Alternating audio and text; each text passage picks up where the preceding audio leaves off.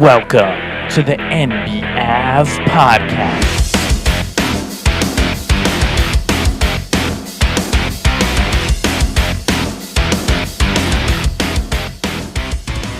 Welcome back to NBAV, the NBA Avenue podcast.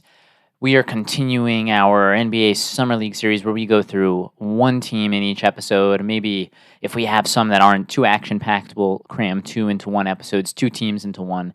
And we'll just go through all the players. We go through every single player on the Summer League roster. We at least say their name, although on a lot of players we don't have too much to say because they didn't necessarily get playing time or show very much. But in this episode, it's going to be the Philadelphia 76ers.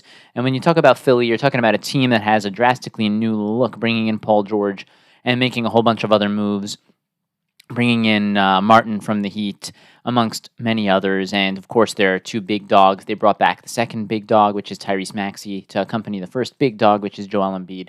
And they're a team where their summer league outlook sort of fits with where they are right now because they have a team that's making a push. They're mortgaging their future sort of to win in the present. They made a trade for Paul George. They are going out there to try and win this year. And they're trying to take advantage of Embiid and hope that he stays healthy. So what you have here is, we'll go through all the players, but essentially what you have is not too much to focus on in the Summer League. You have really two players who we got to see last year already in the league when the Philadelphia 76ers had a bunch of injuries. And then you have one new player who is the guy who they took in the first round of this year's draft, and of course that's McCain. So let's go from the top. You have Aqib Aluma, the 25-year-old. He probably did not show enough in Summer League to actually make it in this league. The 6'9" guy, he has a little bit of talent, but he's getting too old. Then you have Bona, the 21-year-old. He's got nothing. He's a big man, but his hands are really not great. Do not think he's going to make it in the NBA. You have Tony Bradley, who had some better minutes and some worse minutes, but the 26-year-old didn't show enough to actually make it to an NBA roster. Then you have Ricky Council, the fourth.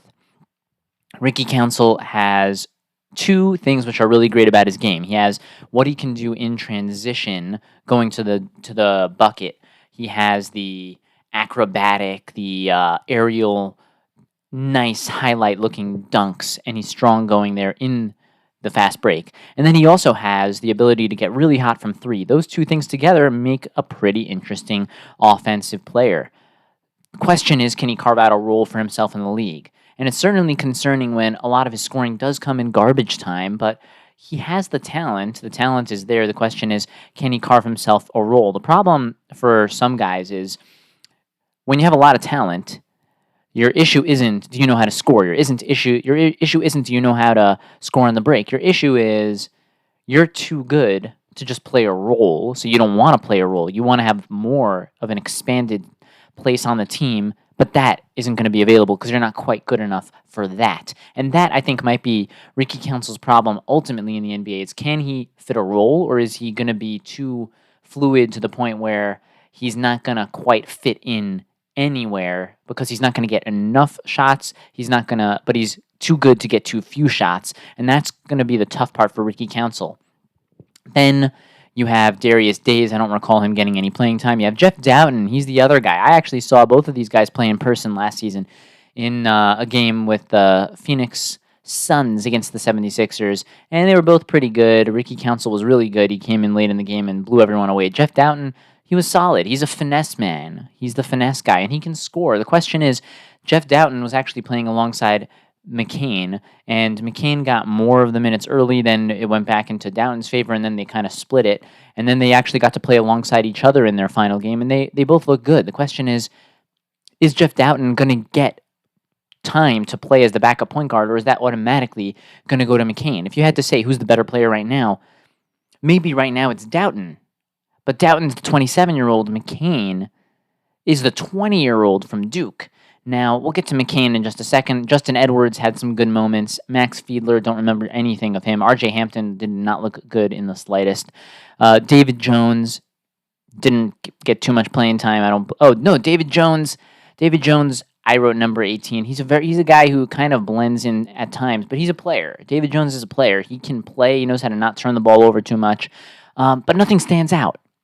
he doesn't have a flashiness to his game. He's a fundamental guy, and that's probably why he didn't make it out of college until he played a bunch of years in college. He's 22 and he hasn't yet played a year in the league, so he's an older rookie. So David Jones, maybe he'll get a chance to play in the G League and prove himself.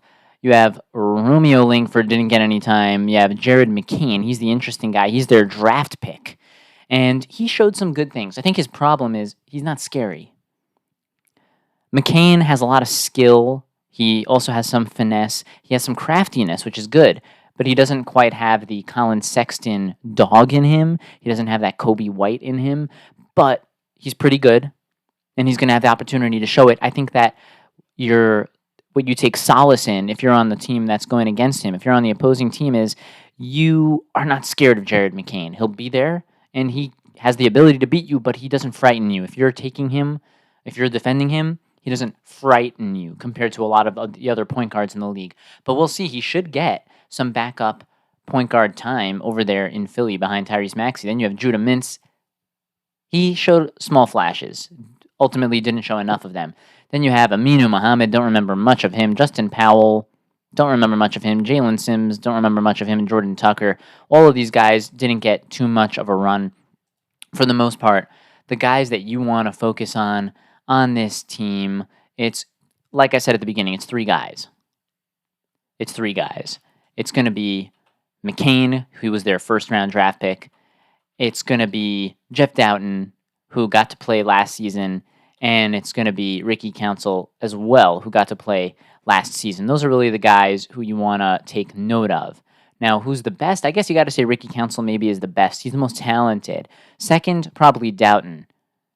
Third, we'll go with McCain. However, McCain is much younger than those guys. McCain is way younger than Doughton. How old is Ricky Council? Let's take a look. How old is Ricky Council the fourth? He's 22. So Ricky Council is on the younger side as well, and he's got some experience under his belt. Jeff Doughton has the experience, but he's getting really up there. He's 27 years old. If Jeff Doughton can't secure himself a backup point guard spot in the league soon, he's not going to have any time left to do it. And he actually got some run last season, and he didn't blow anyone's socks off, which actually, in a way, comes back to hurt you. Because when you get time to play in the league and people kind of know your name, but you haven't done much to make people really think that you're good, well, now it's less likely that someone else is going to give you an opportunity. You're really going to need injuries to bounce in your favor, like they did for him last year, to get more opportunity in the NBA. So, unfortunately for Jeff Doughton, his time may be running out. He's going to have to make his living, most likely, in the G League, if I had to guess. Ricky Council is going to have a shot. Jared McCain, he will certainly have a shot. I don't think any of these guys are going to crack our list of players. So far, we had Jet Howard, Tristan Da Silva from the Magic, Tyler Kolek on the Knicks at 3. You had Springer from the Celtics, Keita from the Celtics, Johnny Furphy made it onto our list. You had Jacobitis from the Knicks, you had Luke Travers from the Cavaliers, and then you had Jay Huff, the intriguing older big man from the Orlando Magic. And nobody from the 76ers is going to crack that list of 9 players that we have so far, but other players will crack that list in the future. So this was one of our quicker ones. This is going to be an under 10-minute episode. It's basically those guys. It's Jeff Doughton, it's Ricky Council, and then let's see how much better Jared McCain gets. He's going to have the opportunity. He has the craftiness. Let's see if he can also add a little bit more strength. And if his three-point shooting ability is going to be better than he showed in Summer League, it was okay. But let's see if he can. And he has the stop and pop to his game, which is good because in transition he can run, get to his spot, and immediately shoot the shot as the trailing defenders fly past him as he puts on the brakes. So that's good. He definitely has some potential, but does he frighten you? If you're defending him, does he scare you? Not yet. But he probably has the most potential on this Philadelphia 76ers team of anyone who's up and coming. Like always, we're your source for a great time every time, and until next time, we are out.